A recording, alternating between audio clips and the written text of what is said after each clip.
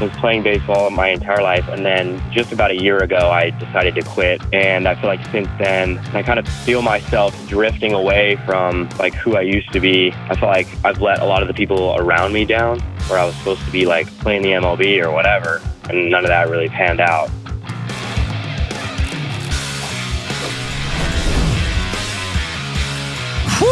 What's up? This is John with the Dr. John Delony Show. We're talking about your emotional health and your relationships and your mental health and whatever else you got going on in your life, whether you're trying to be a better dad or better husband or better mom or sister or brother, whatever you got going on in your life, or you're worried about your kids or what you're going to do this summer or the schools, whatever you got going on. Here's my promise. I'm going to sit with you and we're going to figure out what to do next. If you want to be on the show, give me a buzz at 1-844-693-3291. It's 1-844-693-3291, or go to johndelony.com/ask. Let's go out to Monterey, California, and talk to the mighty Justin. Hey, Justin, what's up, man? Hey, how's it going? We're doing all right, brother. How are you? Pretty good. Excellent. What's up, man? Well, I'm calling because I've found myself in about the past year or so, really struggling with like this short temper.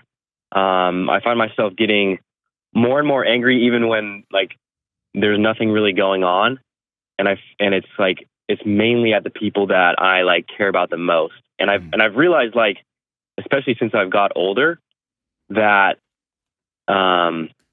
it just is seeming to be more prominent, and I don't really understand how to control it or combat it.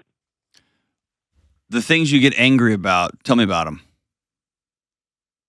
It's hard to explain. It's more like little things that people say or that set me off. Or so, dude, what's this? I mean, the way that you just said, like gave me a perfect response. So, thank you. Where is this pressure coming from? How old are you? Hold on. How old are you? 22. Yeah. Where is this pressure coming from, man? I don't know. I felt like ever since I was a kid, I had a little bit of a short temper, but I didn't really notice it until so growing up, I played baseball my whole life, right? Like I played Division I baseball. I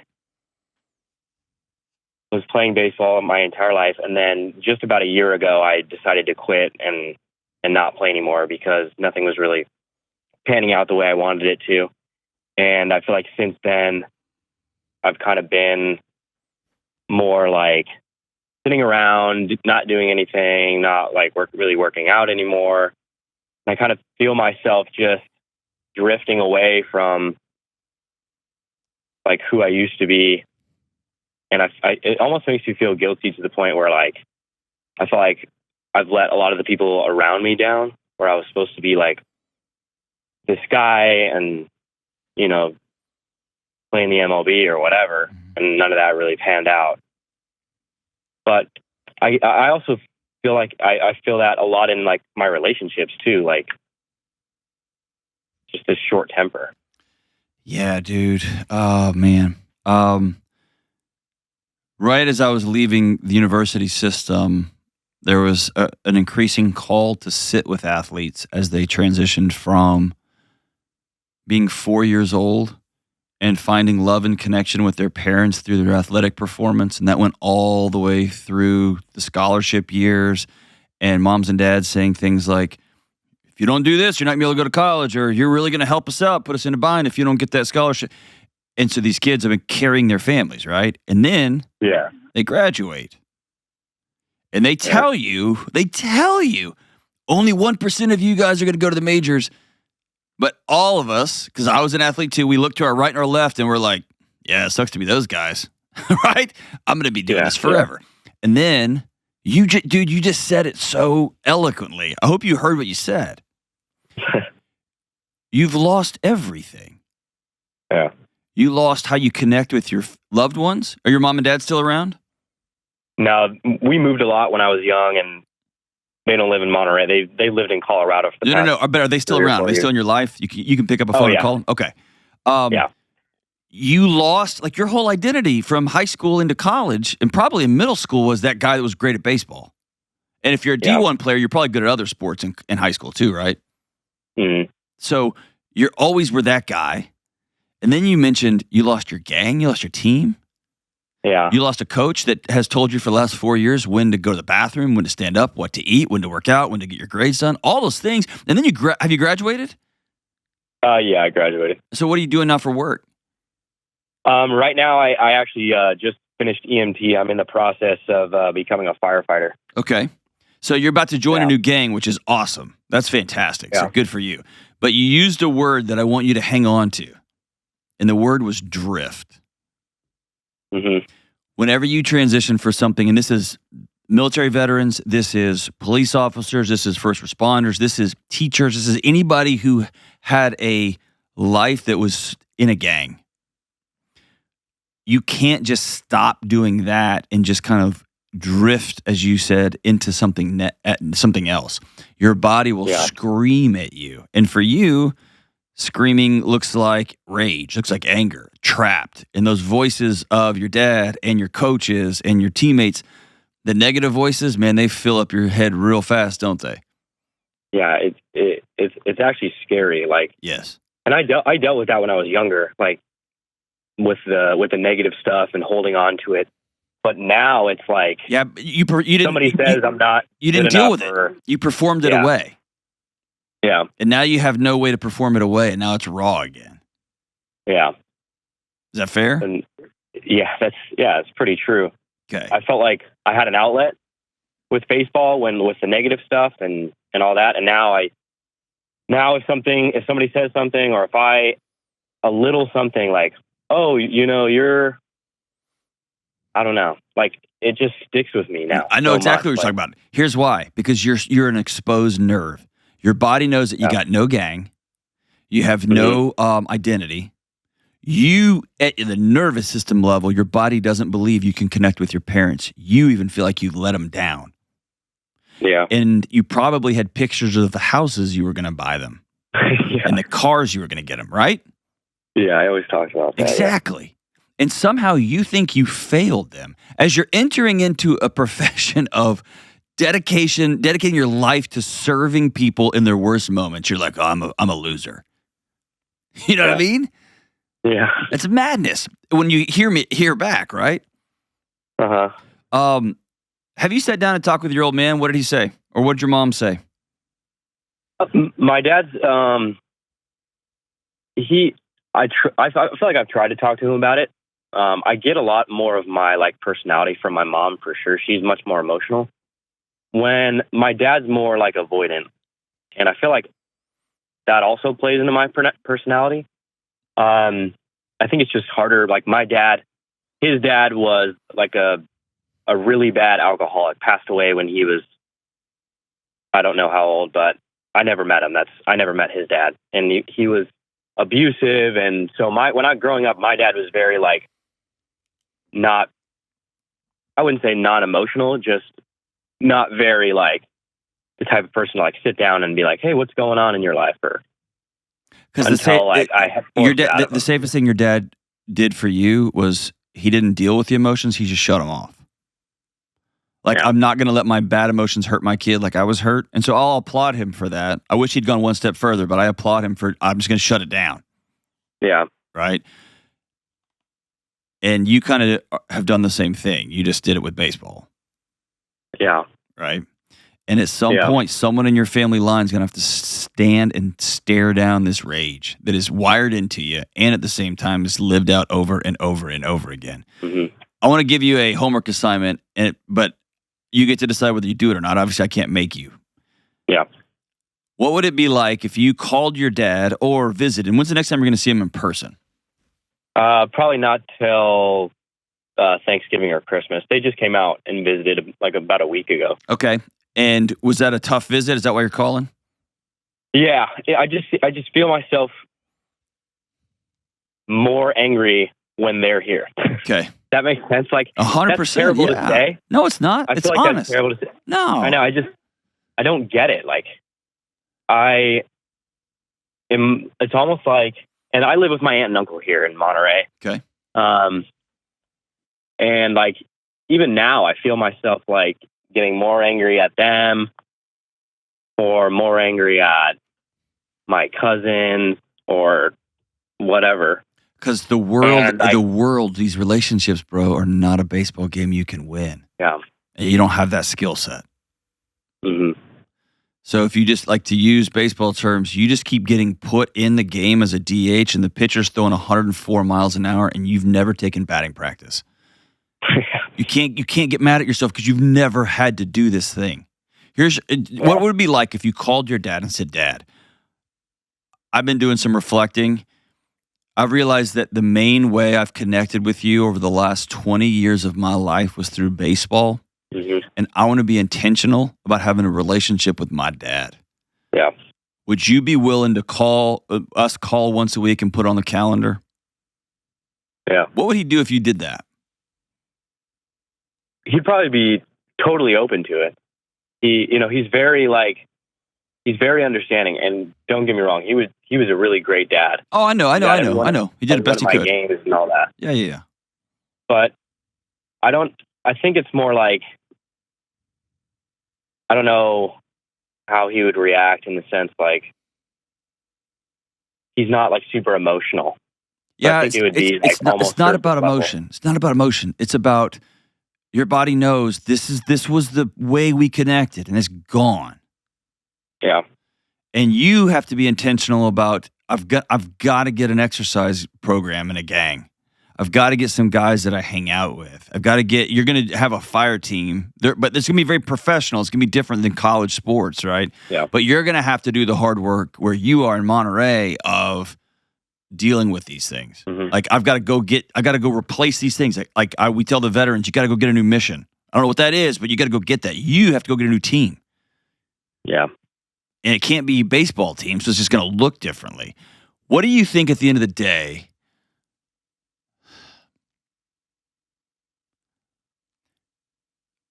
Anger it points us in the direction of the way things should be, things that we care about. Mm-hmm. If I ask you point blank, what are you so mad about? What would you tell me? I don't know.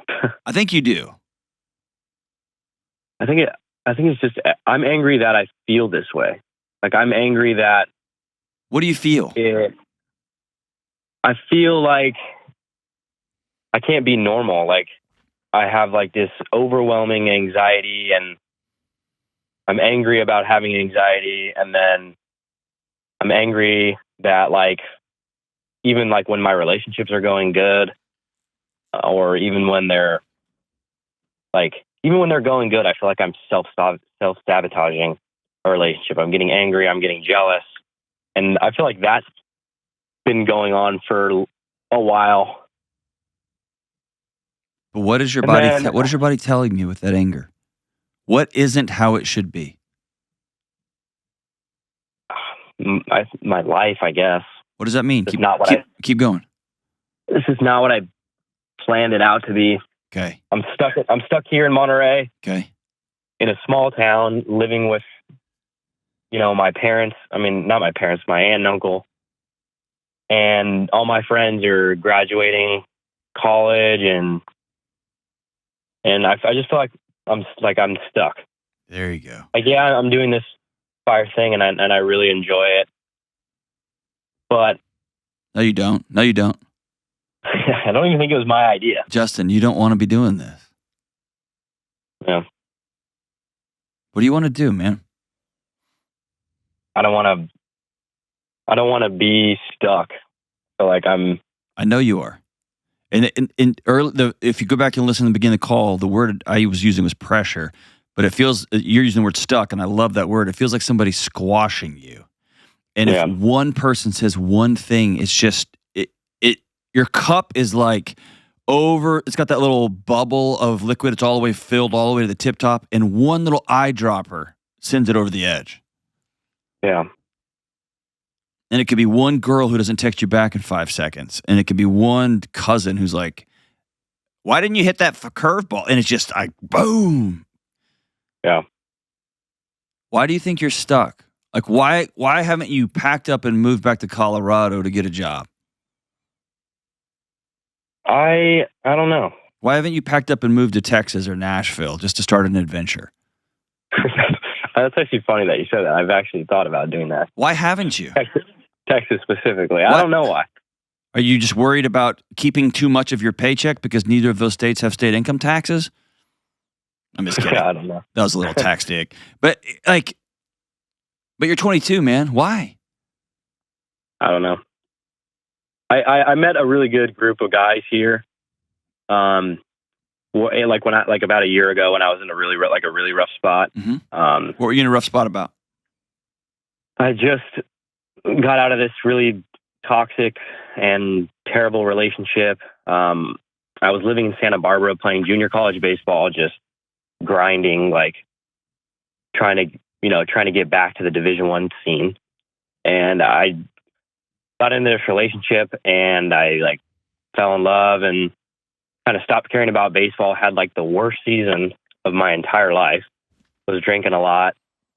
And then this girl, we broke up and I came back to Monterey and tried to play a season of fall baseball. And then I was like, you know what? I'm done. I'm done with this. And I just quit and sulked for 6 months. And then I met these two really good guys that are a little bit older than me. They're 26, 27. Their names are Derek and Alex. And they kind of just brought me in, and now I work with them and I see them all the time. We have game nights every Friday, but that is great. I just still feel like even with them, even with these guys that I care about so much, even if they were to say something, I'm getting angry about it, or my parents. So I don't know. We could talk for a couple hours. I would love just to hang out because you've got a good story, and I know you're only telling me a piece of it. Here's the deal. Those guys have been a great blessing to you, but that's not your gang, and you know that. Mm-hmm. And those guys are older than you, and they're kind of doing they did a great gift. They gave you a great gift to lift you kind of out of this depressive, dysthymic pit you were sitting in. And that's good for them, and I'm proud of you for getting up. Yeah. That doesn't mean that's where you have to stay for the rest of your life. Mm-hmm. My challenge to you is, I'm going to send you some tools, but my challenge to you is, imagine a life after baseball. Yeah. Because I want you to consider this. You've got 78 years left to go. Yeah. If you make 100, you've probably dipped enough because you're a college baseball player. So that's probably 68 years left to go, right? Yeah. So you got a long, long road ahead of you. Mm-hmm. And you're not going to like this, but it's the same as if you got in a batting slump and you had to go watch film of when you were doing really well and you had to start doing the things you were doing when you were doing really well. You're going to have to choose to shake up the snow globe. Yeah. And it sounds like you have a family history of anger as a default setting. And your granddad drank it away. Your dad just turned the whole switch off, and you've performed it away. Somebody's going to deal with it, or somebody's going to end up in jail. Right? Yeah. So at some point, you need to go sit with a counselor. Yeah. Are you kidding me, bro? I'm not going to a therapist. I'm telling you right now, you have to. It's generational. It's part of you. Yeah. And you have to decide, I'm going to go do something bananas. I'm going to go move. And by the way, go move to Texas for 2 years. If it doesn't work out, go back. You'll be 24. Yeah. I got my first job at a university when I was 24. You're fine. You haven't even started yet. Yeah. And by the way, the job I have right now that pays my bills didn't exist until I was in my 30s. There was no such thing as YouTube. Yeah. There was no such thing as podcasts. Who knows what's going to happen when you're 30s? You see what I'm saying? Yeah. I want you to relax, man. I know. And I just feel like I'm afraid if I don't Like, if I don't deal with it now, because I've watched the show a bunch, and I've listened to a lot of these dudes talk, and I'm like, man, if I don't deal with this now, I'm going to be that, this guy in 30 years or 20 years. You're very, very wise. But the misnomer, the misalignment that we have in our culture is that you can think your way out of this. You can't. You got to go act radically. Mm-hmm. You have to go be weird. Hey, Mom, guess what? I just took a job at a grocery store in Dallas, Texas. And it's going to be 8,000 degrees this summer. Bye. Hey, Mom, I just took a job managing a punk rock club in Houston, Texas. What? It's going to be fun. We're going to figure it out. Or I went and got my teaching certificate, and I'm going to be a Super 5A high school baseball teacher, and I'm going to work my way up, or baseball coach. I'm going to work my way up. Whatever you want to do. Here's the deal. You have to decide, I'm going to shake the system up. Mm-hmm. But I promise you, doing a job you don't want to do, living with your aunt and uncle and one of your cousins in a side bedroom in a town you don't want to be in, right? I'm angry for you right now. Yeah. That's my promise.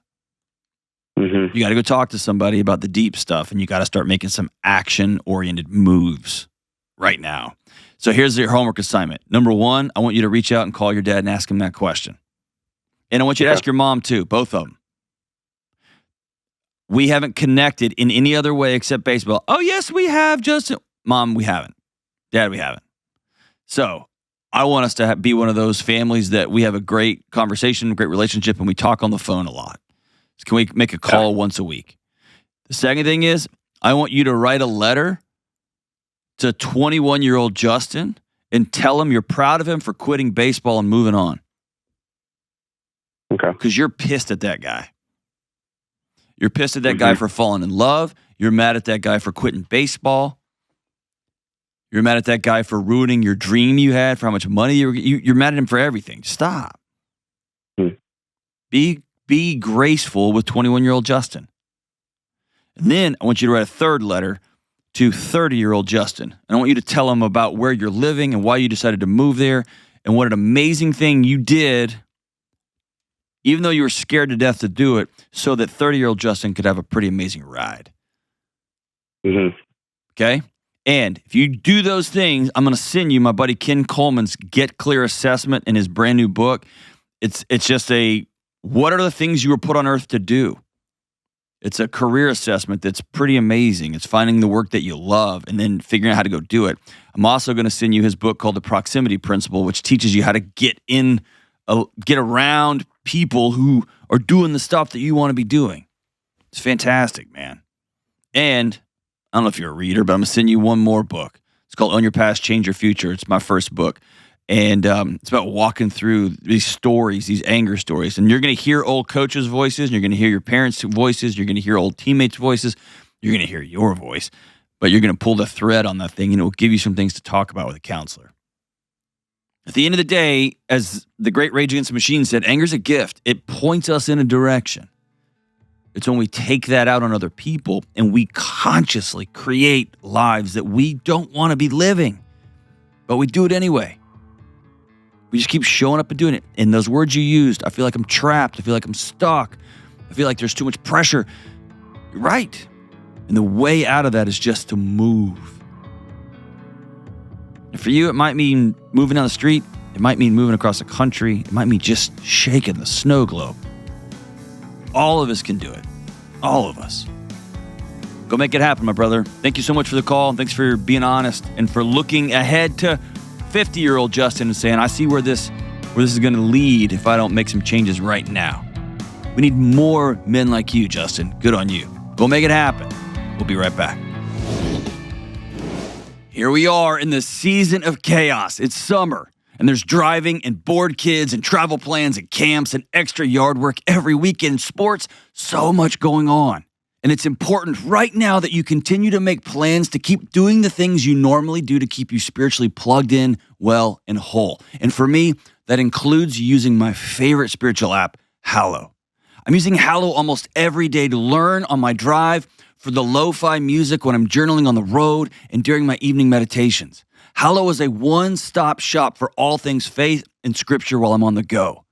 It's an app that's easy to download. It has daily prayers, lecture series, meditations, music, stories, nighttime sleep programs, and more. And this summer, they've even added some radio stations for those long family drives, and they've added some spiritual classic audiobooks for nerds like me who love to drive or mow or clean and read a book at the same time. And this June, Hallow has launched their summer Bible study on the Gospel of John, and they are continuing their daily series like the Scripture of the Day. Because you're a Dr. John Delony Show listener, you can try all of this out, all of it, for 3 months for free. That's basically the whole summer. Why would you not give this a shot? Go to hallow.com/Delony today for 3 free months. That's Hallow, HALLOW.com/Delony. All right, we are back, and we have a married couple coming in hot. Let's go out to Lubbock, Texas. Old Town. Jeannie, is that you? Yes, I'm here. All right. So I've got you on. I'm going to bring on Kyle, your husband. Hey, Kyle, what's up, man? Hey, not much. How are you today? All right. Y'all doing okay? We're good. Kyle, you'd rather be setting your butt crack on fire than be on this call, wouldn't you? Yeah. So at any moment, either one of y'all can hang up, okay? Okay. Okay. And before we get going, you'll have to promise that no matter where we go, what we say, y'all are going to treat each other with kindness on the back end of this call at home, and you're not going to read any YouTube comments. Fair? Fair. Kyle? Yeah, fair. All right, good. I still know people in Lubbock. I'll send them after you. I actually won't. But. All right, so Jeannie, you go first. What's up? Okay, I'll give you a little background and my original question, but then I have a little update. When I first wrote in, I was concerned about Kyle's drinking. It had really ramped up probably since about summer of last year, and it had started to affect our children, especially our oldest. We have 3 boys, and the oldest is 12. And it had gotten to the point where my counselor and our trusted friends had told me I needed to start thinking about separation or, even divorce. So when I originally wrote in, my question was how to navigate making that decision. But the update is the day before Mother's Day, we had another incident. He came home in bad shape, and I had to pack up the kids and went and stayed with my parents for the evening. But the next day we had a conversation, and I told him I needed him to get sober. And as far as I know, he hasn't had anything to drink since then. So that's been a month. And I'm really proud of him for that. So that's the good update. My concern is, I guess my question is now, what do we do from here, or how can I support him? I'm concerned because this was a problem for so long, and now we just don't talk about it at all. He won't talk to me about it. When I ask him how he's doing, he just says, I'm fine, it's fine, everything's good. He's just determined to plow through this on his own. But our lives are very stressful on several fronts, and I'm concerned that he hasn't really dealt with the reasons why he was drinking in the first place. Okay. Kyle, can you hear her as a woman who loves you? Oh, yes. Yeah. Okay. Yeah, I can. All right, so tell me what's going on in your world, man. Oh, well, not just a whole lot of good right now, but it's tough for my family. That's about all I got. Well, tell me about it. Going on. That's good. I just had this big life changes in the past few years. Like what? And well, I've been a farmer my whole life, and I'm fourth generation farmer with farm family land. And my dad passed away. And when did he pass away? 2 years ago. What was his name? Terry. A good man? Yes, very good. Hard worker? Very good. Oh, yes, very, very hard. He was wrinkled up like a raisin in that Lubbock sun, wasn't he? Yes, sir. Yeah, sure was. And he had hands like dude, I spent 20 years in Lubbock. Those farmers, dude, their hands are like, it's like shaking sandpaper. But yeah, that's right. That's right. Man, they were rough and couple of fingers didn't work anymore. That's right. Yeah. That's right. They got enough Roundup in their system. Yeah. Their pee glows. You can see it from space. So, what happened? What happened to Terry? He had. It started off with an incident with a bull with some friends that he was separating some cattle, just messed around one day before a Super Bowl party, and a bull got a hold of him and a friend of his. He broke his hip and went in the hospital, and they found something in his lung at the time when they were doing all his x-rays for broken ribs and stuff. And, well, it was a fungal infection. Yep. And he ended up being on some blood thinners after some surgery. He had an aortic dissection that they had to go in and put some stents in, and they gave him blood thinners. Well, that infection in his lung bled out, and that's how he died. Man. Yes. Hey, can I just tell you, just guy to guy, I still got my old man around, and I'm sorry. Well, it's good. Yeah, thanks. Yeah, I miss him every day. I know you do. I know. I'm sorry, man. That's good. And farming the last 2 years has been gnarly in that part of the world. It's been real dry, huh? Well, yeah, it has. But my mom sold the farm and all the equipment. Okay. So what I did my whole life, I lost it too. You've lost everything. Yes. What have you been doing for work the last 2 years?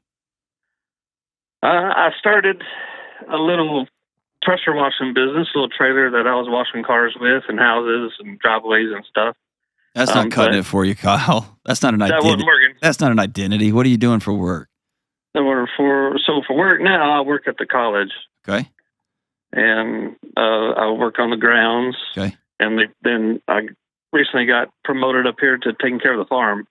Excellent. Okay.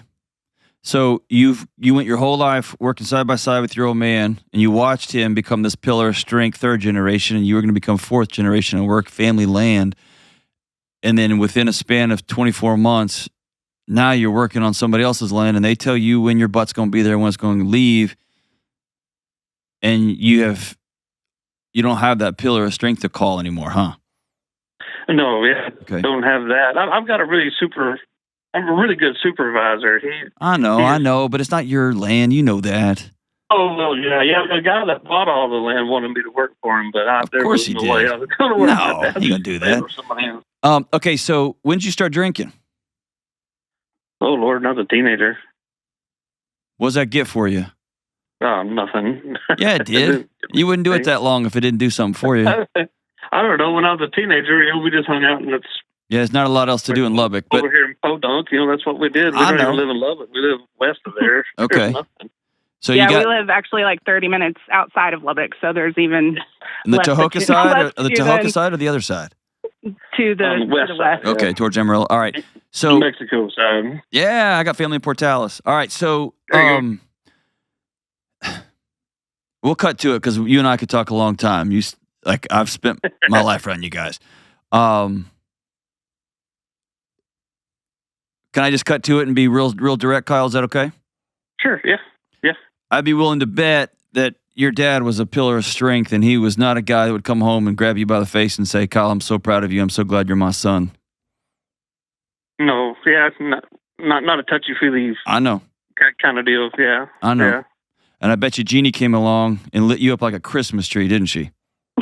Oh, yeah. Yeah. Yeah, she did. You didn't know what that was about. Uh-huh. And alcohol is a great cheap substitute for a brain that's screaming for connection. Alcohol makes that sharp, shrill, that alarm that's real loud, it dulls it a little bit. And it lets you go to sleep, and it lets you get to the next day and the next day and the next day and the next day. And then they take everything from you. They take your old man, they take your farm, everything. Except your wife and your kids. And your dad gave you a lot of tools, but he didn't teach you to, and most dads don't, I'm not blaming Terry, but you were left out in the middle of a field with no tractor. You don't have the skill set to handle that kind of grief all at once, my friend. Yeah. Is that fair? Yeah, I can say that's fair. Okay. A lot. A lot to take at one time. It's a lot for anybody. I do this for a living, and I'm trying to wrap my head around that, man. If they said I could never sit with a hurting person ever again, and my dad died in the same month, I wouldn't know what end was up. That's all I know, right? Right. Yeah. And so your drinking got heavy, right? It did. Yes. Okay, tell me about it. Oh, I don't know. It's not like I had a feeling like, oh man, I'm missing my dad today, and I'm gonna go buy some beer. Or man, we're broke and can't pay any of these bills today, and I'm gonna go drink a beer. It just became, well, I'm awake, and yeah, I don't have anything to do for 5 minutes. Let's go get a beer. Those two stories that you just made up about, well, I'm so sad, I got to drink, or those are stories. And that's not how most people get over their head with alcohol. Most people are bored, and they just want that general underlying discomfort and pain to stop.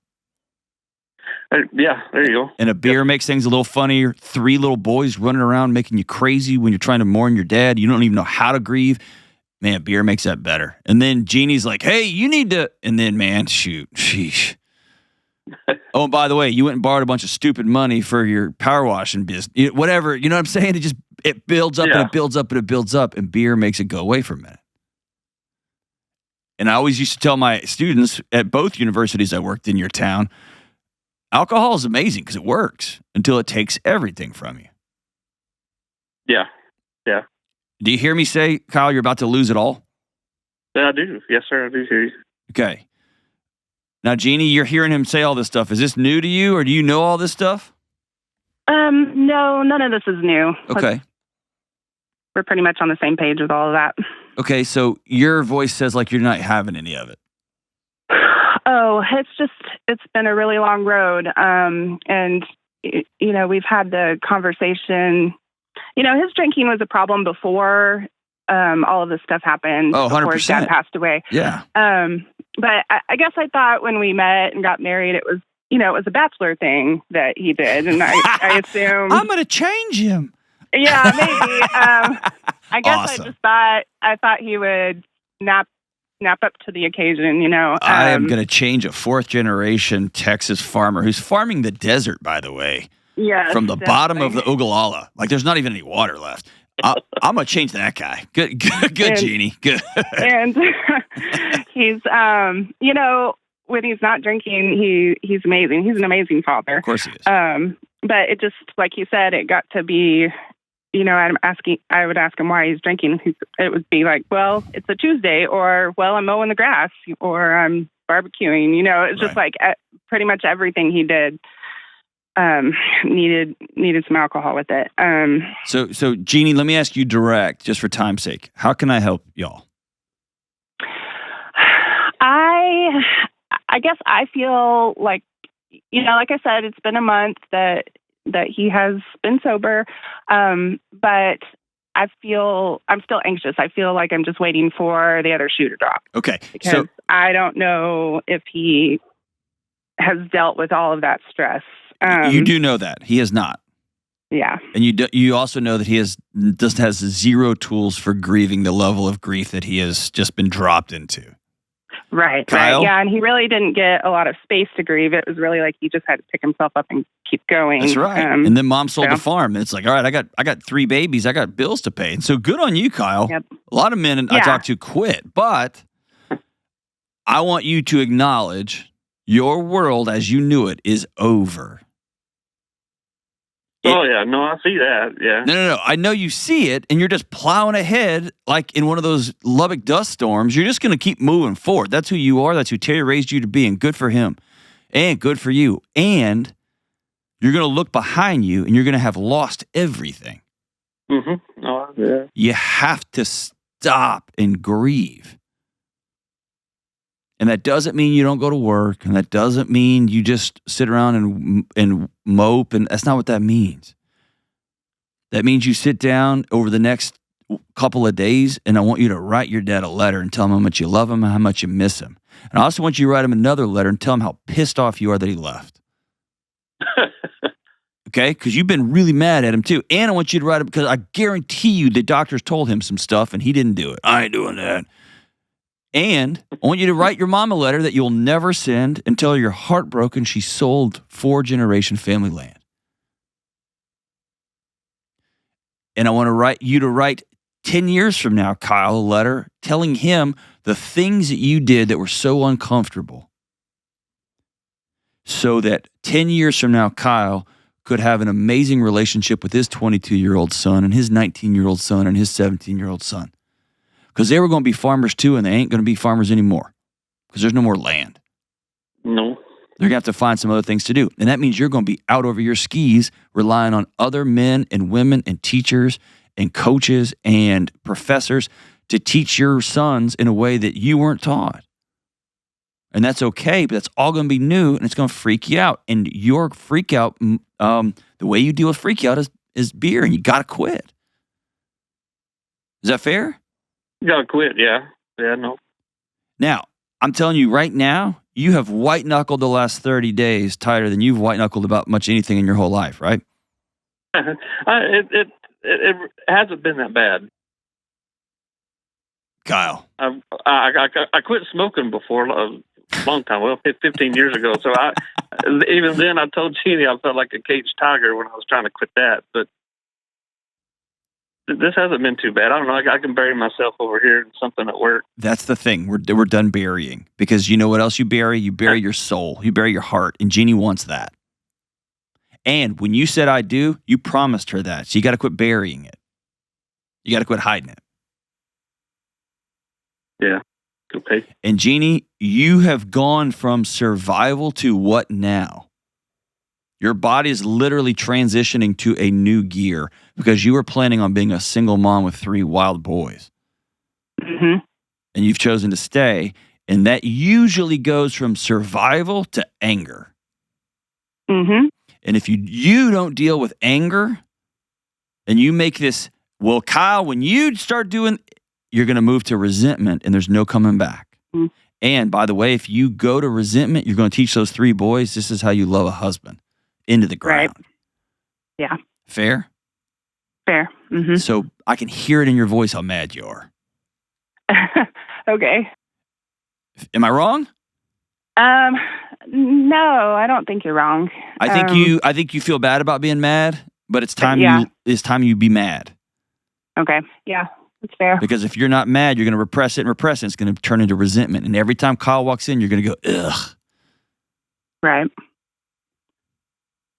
Fair? Okay. Yeah, that's fair. Okay. Here's what I want you two to do. Y'all are going to have to go see a marriage counselor in Lubbock, Texas. So logistically, Don't care. I think, or in Amarillo. You got to. Well, so we live 30 minutes west. There are counselors in our little town, but none that are certified or whatever for addictions. And there's not that's not what we're doing. Marriage counselor. That's not what we're doing here. Y'all gonna have to drive to Lubbock. Okay. My drive to see my therapist is 45 minutes from where I am right now. That's just part of the deal. Okay. And you have to find somebody to watch your boys, and y'all are gonna quote unquote go to town. Right. And you probably can't afford it, and y'all need to figure it out because y'all are about to lose everything. And Kyle, as a part of this, you're going to have to tell the truth and you're going to have to be vulnerable. And you've never had to do either of those things ever. Is that fair? No, yeah, it's fair. Fair. When I say honest, I don't mean like I don't cheat anybody. I show up when I say. That's not what I'm talking about. I'm talking about looking at your wife and saying, I'm scared to death I'm going to lose you. I'm talking about looking at your wife and saying, I came home super hammered and embarrassed myself in front of our boys, and I set a bad example, and I'm so sorry. Will you forgive me? Yeah, I can do that. That's what I mean about honest. I did that. I'm so sorry. Yeah, but then you got up the next day and had another beer again. I did, yeah. I know. And so you weren't sorry. You were just embarrassed. That's what I mean about being honest. And it's going to feel awkward. And it's going to feel clunky. And Jeannie, it's going to be inconvenient. And you have to ask yourself, do you want this family to rebuild into something magical and amazing, which I believe it can? And by the way, y'all both know farmers all across your area are having to do this. Multiple generational farmers because they're running out of water, right? People are selling the land because the land is so valuable and the housing is expanding so fast so far. Y'all know that. So y'all can lead a path to other people who are going to get well in your wake because y'all went and did this hard work. But Kyle, you're going to have to decide, I've got to learn new ways to cope with boredom, with frustration, with not feeling like I'm enough, with being outside of my dad's shadow, with loss, with grief, all those things. And it can't be alcohol anymore. And I'm telling you, you can't do that by yourself. You might stop alcohol. You're going to move to some other thing and some other thing and some other thing. And I want you to live a full throttle life. And Jeannie, if you decide to stay, you got to stay. You can't be a Southern Texas wife and stay, but always have a scorn on your face at him. If you decide I'm going to stay, you got to be all in. And that means you're going to have to change too, because y'all going to have a new marriage. My wife and I are on about our 8th marriage now, but y'all are all worth it. I'm so proud of y'all for just being open and having the conversation and speaking up. And after this is over, I want y'all to both hug each other and just hold each other for a minute. Because I think Kyle loves you, and I think Jeannie still loves you, Kyle. I want y'all to hold each other and commit. We're going to change. Kyle, I want you to write those letters. And Jeannie, I want you to write a letter to 10 years from now, Jeannie, and talk about the kind of wife you've become. But Kyle, I'm telling you right now, none of this changes until you decide I'm going to get clean and I'm going to be vulnerable and I'm going to stop burying myself or distracting myself from the life, the one precious life I got. I'm going to learn, just like I had to learn farming, just like how I had to learn working at the university, just how I had to learn all these new things. You can learn it. I'm going to learn how to stand tall and be the hardworking man of character that I know I can be. And I'm going to be full throttle, all in when it comes to loving, when it comes to teaching my boys about love, hugging my sons, being fully present for my wife, all in. I got to learn those new skills. I'm going to go make it happen. And you're going to have to get a professional to help you do that. I'm grateful for you guys. Call me back in a few weeks and in maybe a month or two. Let me know how y'all are doing. Next time I'm in Lubbock, maybe we can connect there. Take care, good folks. We'll be right back. So I just moved into a new house and I got a Helix mattress for every room in the house. My bedroom, my kids' rooms, and the guest room. These mattresses absolutely rule. It's a struggle to get my kids up and working as we're moving in because they keep plopping down on their new beds and I can hear them hollering how comfortable the beds are. And they are. They're so right. Like you, I've read the reviews about how everyone loves Helix and media outlets and influencers keep ranking Helix as the #1 mattress, but we all know there's a bunch of fake news out there. So let me tell you direct, Helix mattresses are the real deal. I got online, I took the sleep quiz, and I got matched up with the right mattress for me and my wife. She took the quiz too. And the shipping was lightning fast. It was delivered right to our door. And yes, y'all, these mattresses are incredible. They're the best mattress of all time. And you and I both know that a bad, old, hand-me-down mattress makes sleep almost impossible, and it's disgusting. And we also know that an extraordinary mattress can transform your sleep and help you be the parent, sibling, child, and coworker that the world desperately needs you to be. Helix is that extraordinary mattress. There are mattresses for every fit, for every soft or firmness level, for every shape and size of person, and a number of different mattresses at a bunch of different price points. Whatever you order, you can try it out for 100 days, risk-free. And this is fantastic. The July 4th sale has been extended through July 8th. It's up to 30% off plus 2 free pillows. Go to helixsleep.com/Delony. Go right now. That's helixsleep.com/Delony. This is their best offer yet, and it won't last long. With Helix, better sleep starts right now. All right, we're back. Let's go out to Atlanta, Georgia, and talk to Elizabeth. Hey, Elizabeth, what's up? Hi, how are you? I'm good. How are you? Thank you for taking my call. Of course. Good. What's up? Well, I'm calling today hoping maybe you can give me some advice on what to do next or how to proceed. am in the point in my marriage where I'm pretty much ready to give up and ask my husband for a divorce. Okay. What happened? Or what's been happening? So my husband and I have been together for 12 years. About 8 months ago, I found out that he was hiding debt and his spending totaling about $40,000 over probably a little over a year. And that doesn't even include like his salary from working. We had no credit cards, but apparently he's taken out 3 credit cards, maxed those out. That's about $20,000. He cashed out a 401k that he had from a previous job. That was $7,000, and then he took $10,000 cash out of the money that we had been saving. What is this? Just to kind of cut to it, about 95% of this, I just made that number up, but the vast majority of these situations, he's seeing somebody, or he is struggling mightily with a new addiction, or he is in gambling losses over his eyebrows. What's he pulling all this money out all of a sudden for?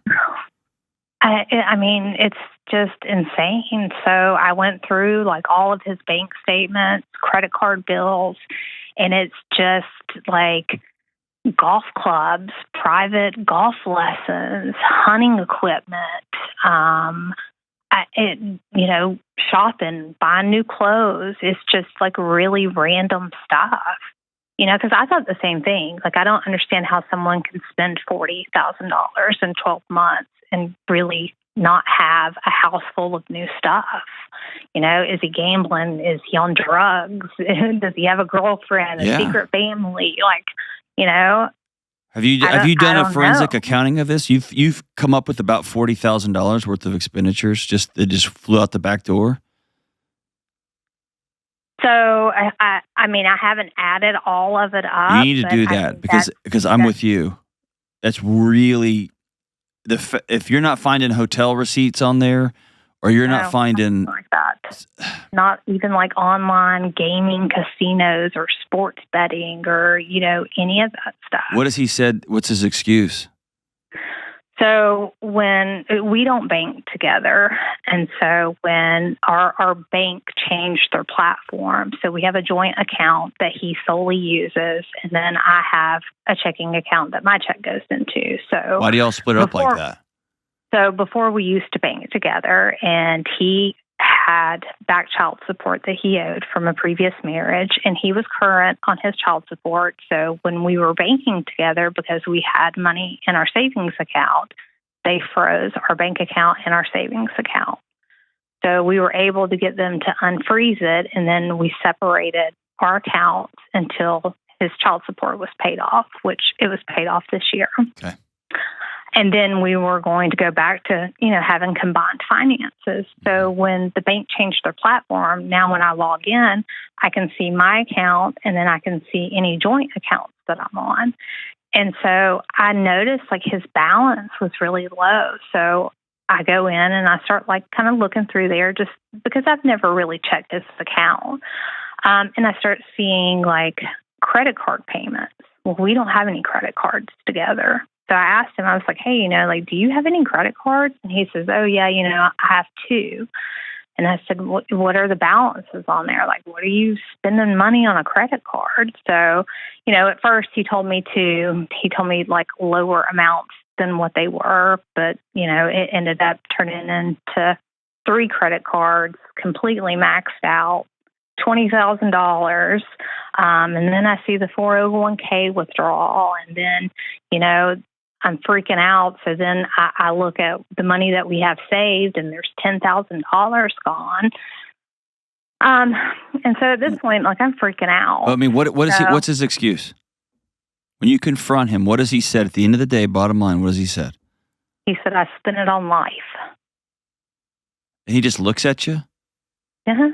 And I said, while you're out maxing out these credit cards, did you ever think about us, our family, our children? And he said, no, why would I? I said, I don't know. Our youngest is getting ready to go off to college. We have a blended family of 3 kids. 2 are in their early 20s, and then the last one is 18. and that child's getting ready to go to college in the fall. Yeah, I mean, do you not think about like the money that you're taking away from our family? Well, except for the number of students over the years that would get dropped off for freshman orientation and would be in my office the following week because one or the other parent had moved out because they were the last one to go. Right. And so you ask me, I'm thinking about leaving my husband. I would tell you, it sounds as though your husband has left you.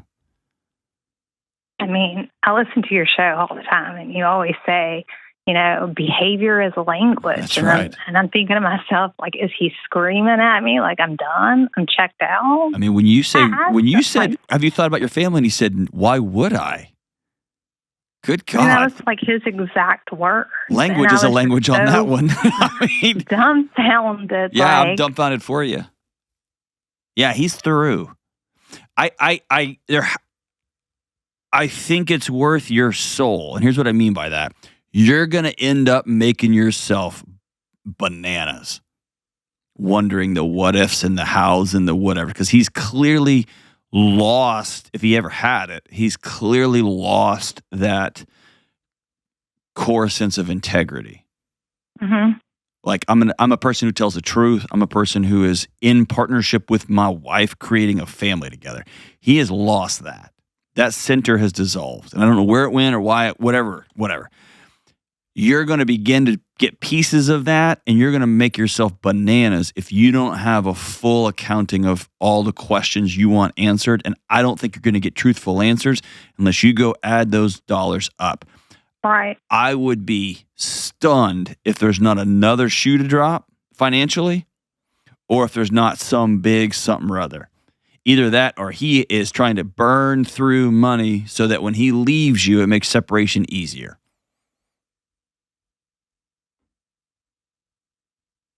And by the way, his math is going to be really a mess when he decides to pull whatever trigger he's going to pull. Yeah.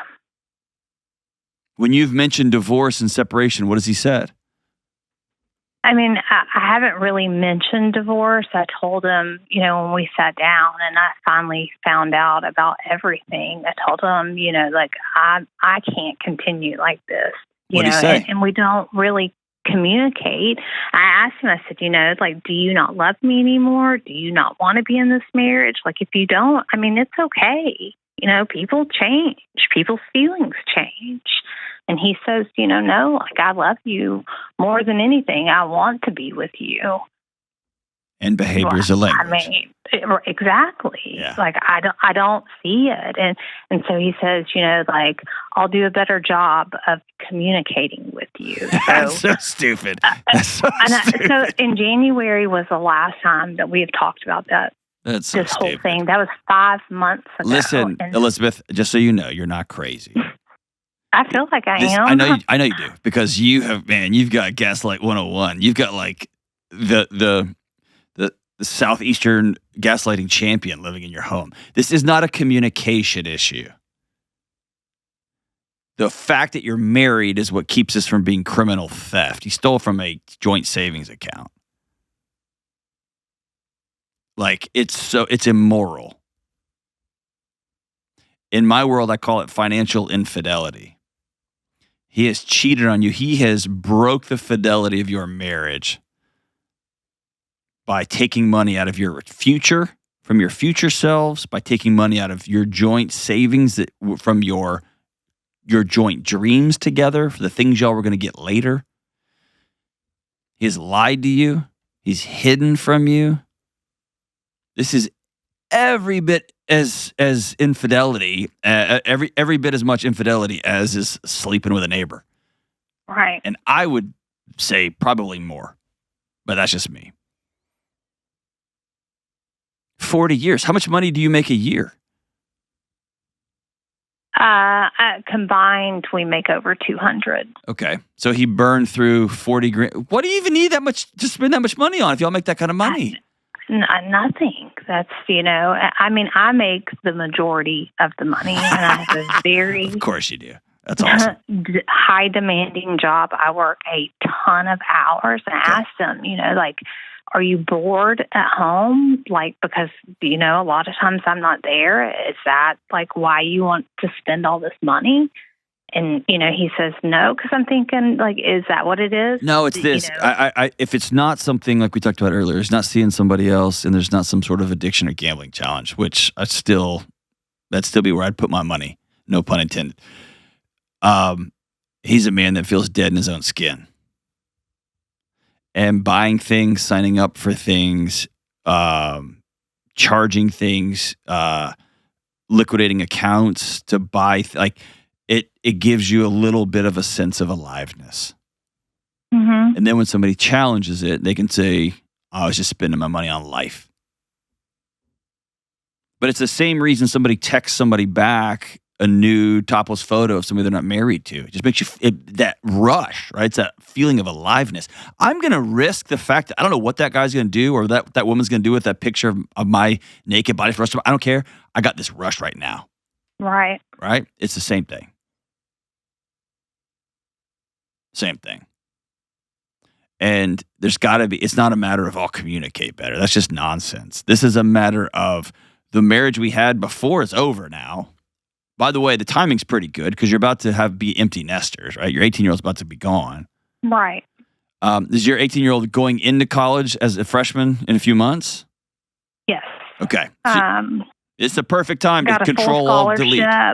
Great kid, super smart. And so it may be that your husband's seeing, like, what's my role? What's my purpose here? And instead of handling that like a mature adult, he just spun out. But the marriage y'all had is over. Just so you know, you're not nuts. You're not crazy. It's over. Like that we're together. We both have these same values. We don't violate these values. Yes, people grow and change. That's amazing. My wife's a radically different person. I am too. Our beliefs change. Our thoughts about things change. But our values are still etched in stone, right? And so we've changed, but here we are. And y'all's marriage is what it was is over. Now y'all get to decide. Are we going to rebuild something as empty nesters moving forward? I mean, I was willing, but I see no effort from him. Yeah, but like also y'all talked 3 months ago. You never, or 4 months ago. You never followed up. Y'all never made it so that you've got some ownership in that. I do, but I'm always the one to bring it up. That's fair. You know, and the last time we had that conversation in January, I sat on the couch and I poured my heart out to him. I told him, like, these are the things that I need. Like, I am so alone in this marriage. I'm the one who makes all the decisions. When I come to you and say, hey, you know, like, what do you think about this? What do you think we should do? It's always, I don't know, whatever you think. Is he being a coward or is he emasculated? I mean, I have no idea. Like, okay. I don't, if I do that, I don't mean to. I always include him. If I ever make any big purchases, I always say, like, you know, hey, are you comfortable with this? You know, I try to let him make decisions and do things, but it just like he always puts it back on me. Yeah. Ugh. Yeah, I think it's time for a hard conversation. And he doesn't sound like a kind of person who's going to have the integrity, if he's leaving, that he's going to actually leave. Right. He's going to force you to do it, and then he's going to be the victim, and that's going to play well in court. Especially if you make a whole bunch of money. Well, not a whole bunch, but... I hate this for y'all. But yeah, I think it's, you listen to the show live, this is the turn on the lights moment. Send the 18-year-old away and just say, we got to be adults. No saying, I don't know, I don't care. We can't do any of that. No whining, no screaming. Are we gonna create a new marriage? Or are we done? Yeah. I think we're at that conversation. And if he walks away, I think you tell him up front, behavior's the language. Your actions have told me over the last 6 months you're completely done with this marriage. Has he put the $40,000 back in at least the $10,000 that he stole out of the family savings? He still spends money. He eats out almost every single day. A couple of weeks ago, he bought a $300 GoPro camera, a $120 bottle of bourbon. and then he has no money in his checking account, and then I have to pay for him to get a new tire. Like, I don't, he doesn't pay any bills. I pay all the bills. The only thing he does is buy groceries. So the rest of his paycheck is free to do, whatever he wants to do. I want him to be able to have spending money. I know, but you see how that's set up. He's your son. Like the way you just described that to me, he's your child. Yeah. And I'm not saying it didn't get there like because it had to, because that's how he acted. But how the dynamic is now is he gets his spending money. He gets to spend on whatever he wants to. I pay all his bills. I never wanted him to feel like he didn't. I know. Have of course not. Of course you didn't. No. But I think we're past the blame part. I think that it is what it is. And just by hearing what you're saying is he clearly doesn't want to be married. I mean, that's how I'm interpreting it. Yeah. And so I think that's the conversation. And if you are going to tell him, I will never divorce you. If you want out of the marriage, you're going to have to file the paperwork. Mm-hmm. But from this point forward, I'm going to move our money because you keep stealing, or my money. You keep taking my money. I mean, I got so scared, I put a credit freeze on my all 3 credit bureaus. And you should do it on your kids also. Everything I had in savings and invested it in a CD that can't be pulled out for 12 months. And you should do it with your kids. Yeah. To make sure that there's not credit cards taken out in their name too. But at the end of the day, yeah, I appreciate the call and running stuff by, but you're not crazy. You're not crazy. And if he has another side of the story, it's up to him to communicate that, to put it on the table. Whew. So here's the deal. You gotta have this final conversation, and then you have to have your or what moment. I will not file paperwork on you. I will go to protect me and the kids, but I will not file paperwork on you. If you want out of this marriage, you have to file for divorce. Or maybe I'll file the paper, if that's what we're going to do. But it sounds like you still want to stay in this thing, and you still love this guy. And he's trying to find every reason why you love him, and he's trying to scratch that off so to make it borderline impossible. And so yeah, it's a come to Elizabeth meeting or come to the family meeting to ask, are we going to keep doing this, especially during this great season of transition when y'all are about to be empty nesters. Ugh, I hate that. If he wants to call me, I'd love to talk to him. I can almost guarantee you he won't, but I wish you the best in the next few months. It's going to be a tough road. But thanks for the call, Elizabeth. I'm really grateful. We'll be right back. Hey, what's up? Delony here. Listen, you and me and everybody else on the planet has felt anxious or burned out or chronically stressed at some point. In my new book, Building a Non-Anxious Life, you'll learn the 6 daily choices that you can make to get rid of your anxious feelings and be able to better respond to whatever life throws at you so you can build a more peaceful, non-anxious life. Get your copy today at johndelony.com. All right, Kelly, what's something cool that happened? All right, this is from James. He says, I've been listening for a long time. Is this James Childs, the one who quit? After I read this next few sentences, you can decide. All right, cool. I am a man. Yes. Okay, so not James Childs. All right, continue. A meat-eating, beer and whiskey drinking. I'm going to chop wood and build stuff in my spare time, work on my truck that doesn't need any work, red-blooded American man. I've got so many comments, but just he's trying to say something nice. I'm going to let him. Go ahead. All right. I always thought it was corny BS every time you would tell someone to ask their wife, how can I love you today? My home life is absolutely incredible. No issues, no complaints at home. Today, I said that to my wife, and the conversation was incredible. Thank you. Everything at home is awesome, and that one line that I thought was ridiculous melted my wife. Thank you for what you do. I'm just not going to comment. I'm going to accept that note of gratitude.